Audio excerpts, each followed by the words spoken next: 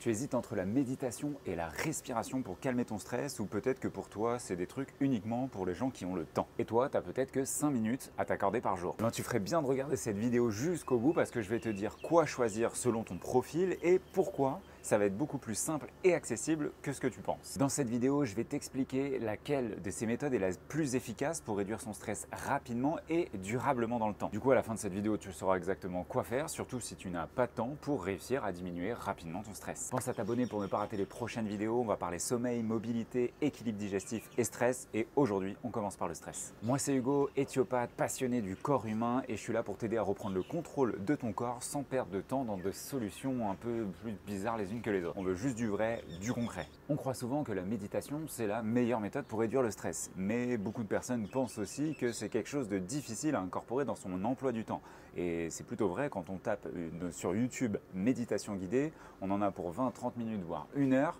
On n'a peut-être pas tout ça à faire tous les jours. A l'inverse, certains pensent que la respiration sert juste à calmer le stress à court terme et que c'est quelque chose qu'on fait tous de façon naturelle, mais que ça n'a pas de bénéfice à long terme. Et bien je vais te dire, on se trompe tous. La science indique clairement que ces deux méthodes agissent différemment. D'abord, on va parler de la respiration contrôlée. La respiration contrôlée, c'est le fait de prendre une bonne inspiration et de souffler lentement. Ça va activer le système nerveux parasympathique qui s'oppose au système nerveux sympathique et va permettre l'apaisement rapide du corps. Le système nerveux parasympathique, c'est une des deux voies sur ton système nerveux autonome, c'est-à-dire le système nerveux qui contrôle les fonctions internes, les fonctions de régulation. En clair, ton rythme cardiaque, la dilatation de tes vaisseaux, la sécrétion de tes hormones, ton transit, etc. etc. Donc oui, respirer consciemment avec un rythme contrôlé permet directement de ralentir ton rythme cardiaque. Et tu as déjà dû en faire l'expérience. Une étude de Ma et al. De 2017 montre qu'une respiration lente et contrôlée permet de réduire significativement les taux de cortisol,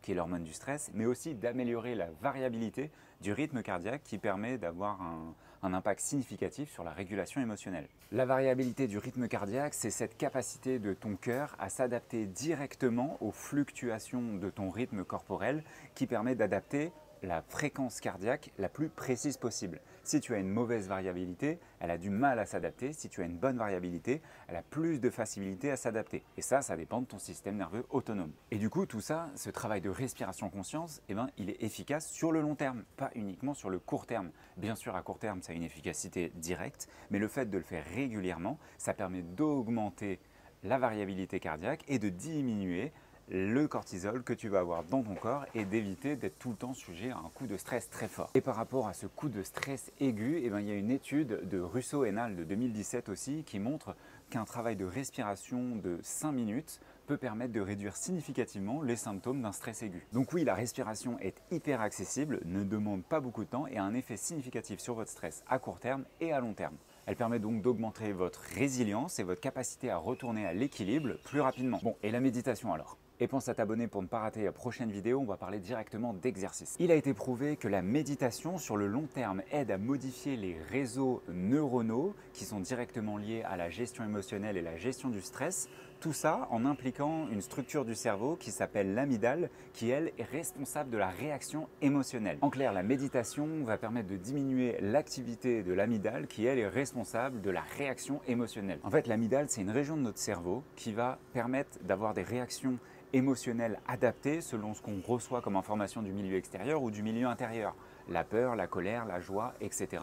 Ça va passer par cette structure. Mais du coup, si tu as un coup de stress qui est assez fort, que tu réagis normalement, mais que ça perturbe ton fonctionnement interne pendant un peu trop longtemps, c'est peut-être que ton amygdale, cette structure du cerveau, elle s'est adaptée à réagir de façon très très forte et elle a du mal à se réguler à la baisse. Donc si tu peux arriver à calmer cette activité, cette suractivité émotionnelle quand le stress arrive et pour éviter que ça te dure quand le stress est passé, c'est plutôt cool, non? Ah oui, il y a une étude de Pascoe et al. Qui montre que la méditation régulière, donc sur plusieurs semaines, diminue durablement les phénomènes de stress chronique, d'anxiété et améliore le bien-être mental. Donc oui, la méditation, c'est quelque chose qui peut demander un peu plus de temps, un peu plus d'investissement. Mais ça peut se faire aussi en 5 minutes. Il n'y a pas besoin de 30 minutes ou 1 heure comme on peut voir tout le temps sur YouTube. Et ça va permettre des changements profonds dans le système nerveux.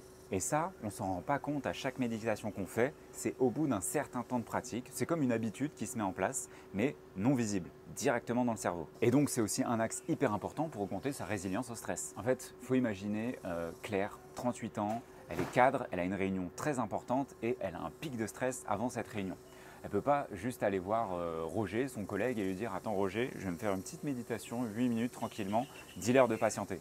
C'est bizarre. Par contre, une respiration profonde de 20 secondes à 2 minutes, le temps de faire un retour au calme, et bien ça va l'aider directement sur le moment.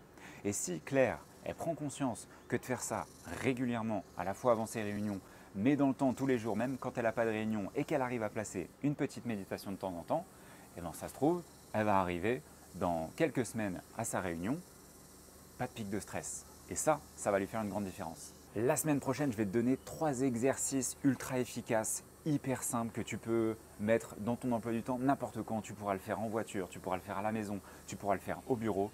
C'est des choses que tu vas pouvoir incorporer, te mettre un petit rappel. Tiens, je me fais 7 exercices de respiration. Ils font vraiment du bien. Si tu veux, je te donnerai un petit challenge pour le faire pendant 7 jours. Je viens de dire challenge et pas challenge.